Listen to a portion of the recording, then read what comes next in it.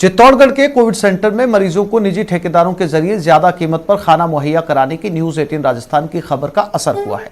दरअसल Covid centre में मरीजों को इंदिरा रसोई का खाना मरीजों को मुहैया कराने की बजाय निजी ठेकेदारों से 104 रुपए प्रति थाली खाना दिया जा रहा था। इस खबर को न्यूज 18 राजस्थान ने प्रमुखता से दिखाया और नगर परिषद ने इस पर एक्शन लिया। अब नगर परिषद की ओर से कोविड सेंटर में मरीजों को इंदिरा रसोई का खाना उपलब्ध करवाया जाएगा।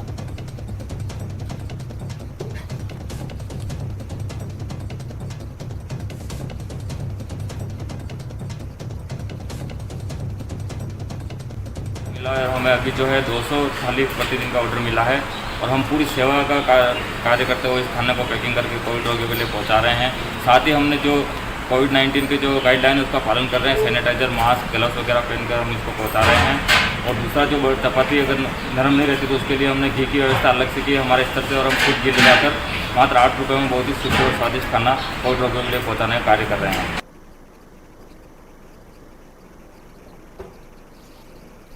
भरतपुर में प्रशासन की सख्ती के बावजूद लोगों की लापरवाही देखने को मिल रही है। बयाना उपखंड में प्रशासन ने बैरिकेडिंग लगाकर चारों तरफ से सील कर दिया, लेकिन फिर भी हजारों की संख्या में लोग बाजार में दिखाई दिए। हमारे संवाददाता ने बाजार का जायजा लिया।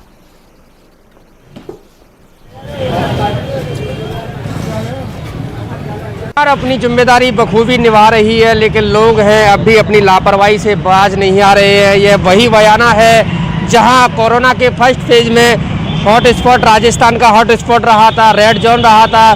100 मरीजों का आंकड़ा भी यही बयाना में पूरा हुआ था राजस्थान के अंदर। लेकिन अब प्रशासन ने दोबारा से बयाना में सख्ती कर दी है। बयाना को चारों तरफ से बैरिकेड लगाकर सील कर दिया गया है, लेकिन लोगों की लापरवाही है वो अब भी देखने को मिल रही है। लोग अपनी मौत का फरमान लेकर के बाजारों में दौड़ रहे हैं। हजारों की संख्या में भीड़ देखी जा रही है। ऐसे में सबसे बड़ा सवाल ये है कि इस तरह अगर लोगों की लापरवाही रहेगी तो कोरोना के हालातों से कैसे निपटा जाएगा। कल भी बयाना में कोरोना विस्फोट हुआ था। कोरोना के जो 13 उप कारागृह है बयाना में, वहाँ 53 कैदी कोरोना के पॉजिटिव निकले थे, लेकिन फिर भी लोग समझ नहीं रहे।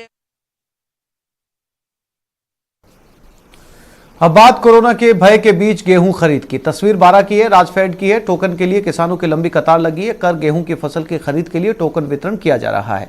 इस दौरान टोकन वितरण केंद्रों पर किसानों की लंबी लंबी कतारें देखने को मिल रही है। मांगरोल के तहसील कार्यालय, मांगरोल राजकीय उच्च माध्यमिक विद्यालय समेत दर्जन भर ग्राम पंचायतों में आज सुबह 10 बजे से टोकन का वितरण किया जा रहा है। इस दौरान बेकाबू कोरोना संक्रमण के बावजूद बिना गाइडलाइन की पालना करे किसान सुबह से कतारों में खड़े दिखे। सोशल डिस्टेंसिंग की धज्जियां तो उड़ ही रही थी, साथ ही कई किसान बिना मास्क भी नजर आए।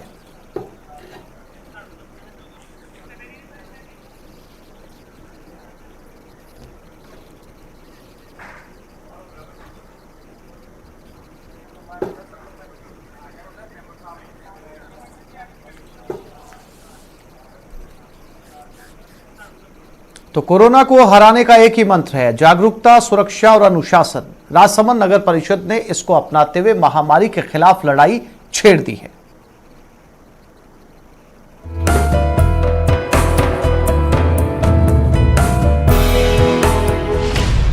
महामारी के खिलाफ नगर परिषद की जंग, सुरक्षा भी, सख्ती भी, जागरूकता भी, मानवता भी। ये महामारी के खिलाफ जंग है।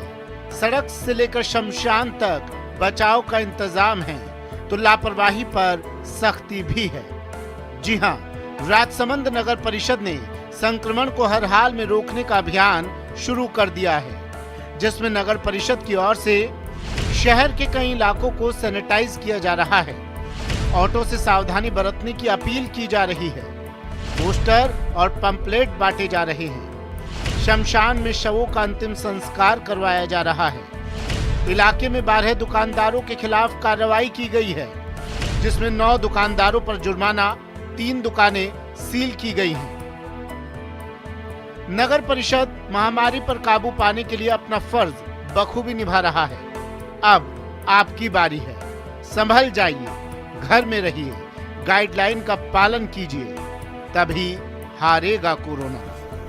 न्यूज 18 राजस्थान के लिए राजसमंद से अलकेश सनाढ्य की रिपोर्ट। ऑक्सीजन की किल्लत से मरीज की सांसों पर संकट आ रहा है। इस संकट की घड़ी में आइए हम आपको मिलवाते एक ऐसे युवा इंडस्ट्रियलिस्ट से जो लोगों की जिंदगी बचाने के लिए अपनी फैक्ट्री को सांसों की फैक्ट्री में तब्दील कर रहा है। जिंदगी बचाने में जुटा एक युवा इंडस्ट्रियलिस्ट।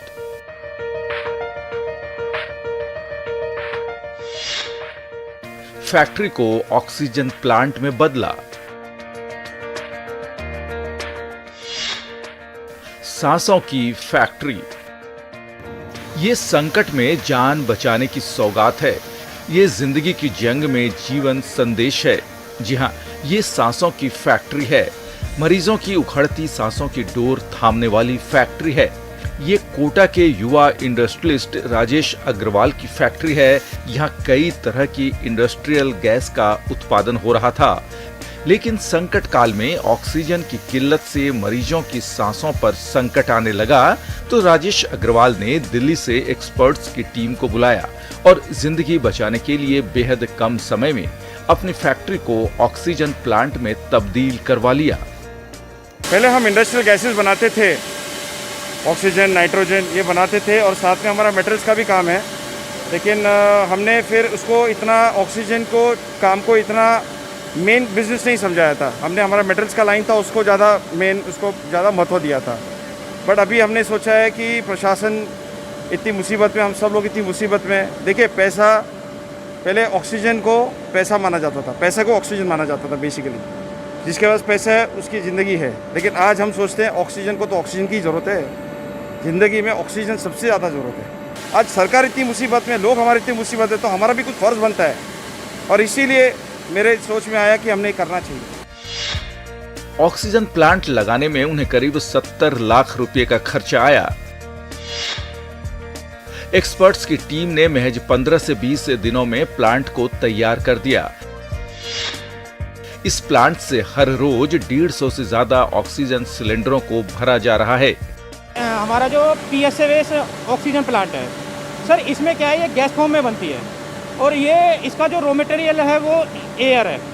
हमें कोई अतिरिक्त रॉ मटेरियल की रिक्वायरमेंट नहीं है और हम इसी एयर को फिल्टर करके हम ऑक्सीजन बनाते हैं। और ये मेडिकल फील्ड में काफ़ी प्लांट लगा चुके हैं और छोटे से 5 NMQ से लेके और 150 NMQ तक हम प्लांट लगाते हैं। इतना ऑर्डर है ऑक्सीजन के कि हम कर भी नहीं पा रहे हैं। बहुत स्पीड से सर हम 24 घंटे काम कर रहे हैं और तब जाके हम अपना कंप्लीट कर पा रहे हैं। इस ऑक्सीजन प्लांट का कलेक्टर उज्जवल राठौर और CMHO भूपेंद्र सिंह समेत कई अधिकारियों ने जायजा भी लिया और युवा इंडस्ट्रियलिस्ट के इस कदम की सराहना की है।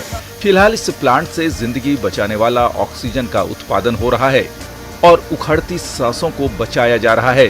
वाकई संकट काल में युवा इंडस्ट्रियलिस्ट राजेश अग्रवाल की अपनी फैक्ट्री में ऑक्सीजन प्लांट लगाने की इस नेक पहल की जितनी भी तारीफ की जाए कम है। राजेश की इस मिसाल से दूसरों को भी सीख लेकर आगे आना चाहिए और संकट काल में अपना योगदान देना चाहिए। न्यूज़ 18 राजस्थान के लिए कोटा से शाकिर अली की रिपोर्ट। में माननीयों की तरफ से मदद के लिए हाथ आगे बढ़ रहे हैं। अब झुंझुनू के नवलगढ़ से MLA डॉक्टर राजकुमार शर्मा ने भी कोरोना से जंग में आर्थिक मदद का ऐलान किया है। सरकारी अस्पतालों में सुविधाओं का विस्तार करने के लिए उन्होंने विधायक कोटे से 1,75,00,000 रुपए की राशि जारी की है। इसके तहत कोरोना सेंटर बनाया जाएगा। उप जिला अस्पताल में 5 वेंटिलेटर ICU बेड शुरू किए जाएंगे। साथ ही अस्पताल में 2 ऑक्सीजन प्लांट भी शुरू होंगे।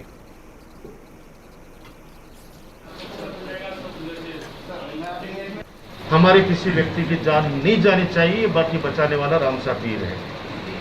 हम हमारा प्रयास कर सकते हैं, हम जी जान से जुट सकते हैं और मैं इतना विश्वास दिलाता हूं आपको कि हम सारे, चाहे अधिकारी हों, हमारे कार्यकर्ता हों, हमारे जनप्रतिनिधि हों, हम सब लोग आम जनता के लिए चिंतित हैं। कोरोना महामारी के चलते सरकार से लेकर आम आदमी तक अपने अपने स्तर पर लोगों को सहायता मुहैया कराने की कोशिश कर रहा है। ऐसा एक नजारा प्रतापगढ़ में देखने को मिला, जहां जनप्रतिनिधियों और अधिकारियों ने मानवता की मिसाल पेश की। वाकया अरनोद क्षेत्र के नागदी फट्टा के पास का है। अरनोद CSC का निरीक्षण कर प्रतापगढ़ लौट रहे विधायक रामलाल मीणा और CMHO डॉक्टर VD मीणा ने सांस फूलने की समस्या को लेकर सड़क पर तड़पती बुजुर्ग महिला को अस्पताल में भर्ती करवाया। CMHO ने CHC के चिकित्सा अधिकारियों से संपर्क कर बुजुर्ग के उचित इलाज का प्रबंध करवाया। फिलहाल महिला की हालत ठीक बताई जा रही है।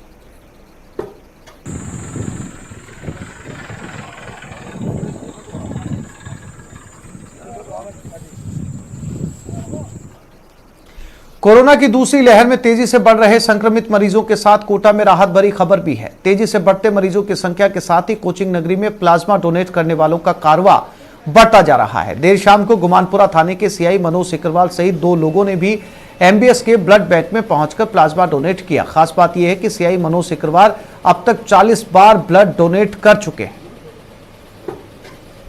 सभी प्लाज्मा डोनेट करें जिससे लोगों को बचाया जा सके। प्लाज्मा डोनेशन के संबंध में हमारे पूर्व में हिंगड़ साहब हैं, हमारे डिप साहब जैन साहब हैं, उन्होंने प्लाज्मा डोनेट किया, उनसे मेरे को प्रेरणा मिली और मैं आज ये सभी पुलिसकर्मियों से अपील करता हूं जो पॉजिटिव आ गए, नेगेटिव आए हैं कि प्लाज्मा डोनेट करें जिससे लोगों की ज़िंदगी बचाई जा सके। जयपुर संभाग के आयुक्त दिनेश कुमार यादव झुंझुनू पहुंचे। यहां उन्होंने कोरोना से निपटने के लिए की गई व्यवस्थाओं को लेकर अधिकारियों के साथ समीक्षा बैठक की, साथ ही बढ़ते कोरोना मामलों पर चिंता भी जताई।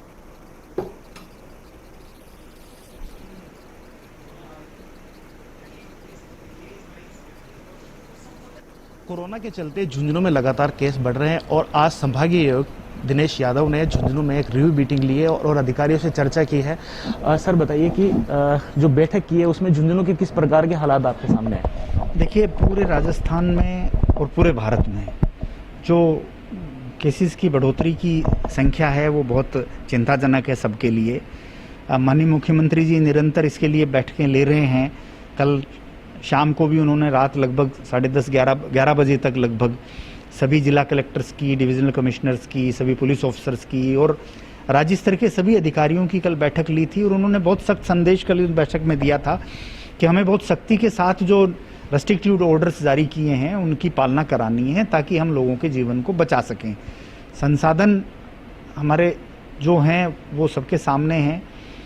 उन संसाधनों में राजस्थान उन कुछ राज्यों में से है जो बहुत बेहतर प्रदर्शन कर रहा है और मुझे खुशी है और आप सब लोगों के सहयोग के कारण से झुंझुनू जिला उन जिलों में से है जो उन सीमित संसाधनों से भी बहुत अच्छा करने का प्रयास कर रहा है। तो काफ़ी हद तक इन्होंने वायरस के कारण से जो फैलाव हो सकता था उसको नियंत्रित किया है, लेकिन पिछले 4-5 दिन में जो वृद्धि हुई है वो चिंता का विषय है। और आज की हमारी बैठक का मुख्य उद्देश्य यही था कि जो कारण जिनके कारण वो वृद्धि हुई है उनको रोकने के लिए अगले 4-5 दिन में और थोड़ी कठोर कार्रवाइयां की जाएं। कैमरा पर्सन मोहसिन के साथ इम्तियाज भाटी, न्यूज़ 18 झुंझुनू। प्रदेश में कोरोना को लेकर मचे हाहाकार के बीच परमाणु नगरी पोखरण से राहत की खबर आई है। पोखरण बीसीएमए क्षेत्र के 40 कोरोना पॉजिटिव मरीज रिकवर हो गए, जिससे चिकित्सा विभाग की टीमें उत्साहित नजर आ रही हैं।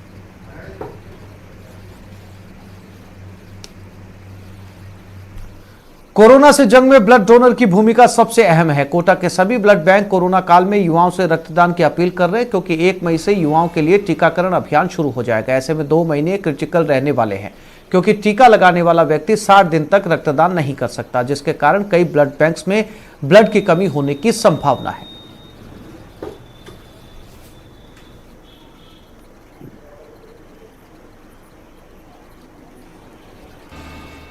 झुंझुनू में डॉक्टरों ने ऑक्सीजन की बर्बादी रोकने की शानदार कोशिश की। दरअसल अस्पताल में जिन मरीजों को ऑक्सीजन की जरूरत नहीं थी उन मरीजों को ऑक्सीजन दी जा रही थी। ऑक्सीजन की बर्बादी को देखते हुए डॉक्टरों ने save oxygen save more life की थीम पर काम करना शुरू किया। इसके लिए एक टीम बनाई गई, जिसके बाद जिन मरीजों को जितनी ऑक्सीजन की जरूरत है उतनी ही ऑक्सीजन दी जा रही है। ऑक्सीजन की बर्बादी को रोकने के लिए मेडिकल स्टाफ और मरीजों को भी जागरूक किया जा रहा है। डॉक्टरों की ये कोशिश रंग लाने लगी। ऑक्सीजन की पहली ऑडिट रिपोर्ट में करीब 30 से 40 ऑक्सीजन सिलेंडर की बचत सामने आई है।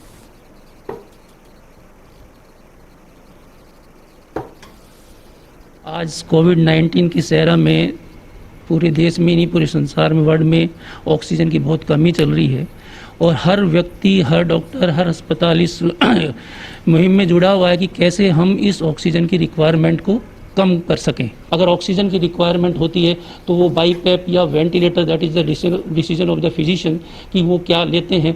लेकिन अननेसेसरी नेजल प्रोंग पे पेशेंट है, उसको 10-10, 12-12 लीटर चल रही है, ये अननेसेसरी वेस्टेज है जिसको हमने रोका है। हमारे हॉस्पिटल में भी इम्प्लीमेंट कर रहे हैं और प्राइवेट वालों को भी इसके लिए प्रमोट कर रहे हैं कि वो इस टेक्निक को अपनाएं तो ज़्यादा से ज़्यादा ऑक्सीजन बचे और नीडी जो आज के दिन ज़रूरतमंद जो ऑक्सीजन के लिए हैं उनको ज़रूर मिले।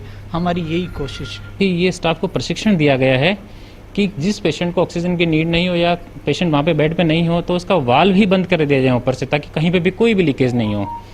तो इस मैं हमारी पूरी टीम लगी हुई है। मैं सभी से यही उम्मीद करता हूँ, अनावश्यक पैनिक नहीं हो। ऑक्सीजन ही एक समाधान नहीं है।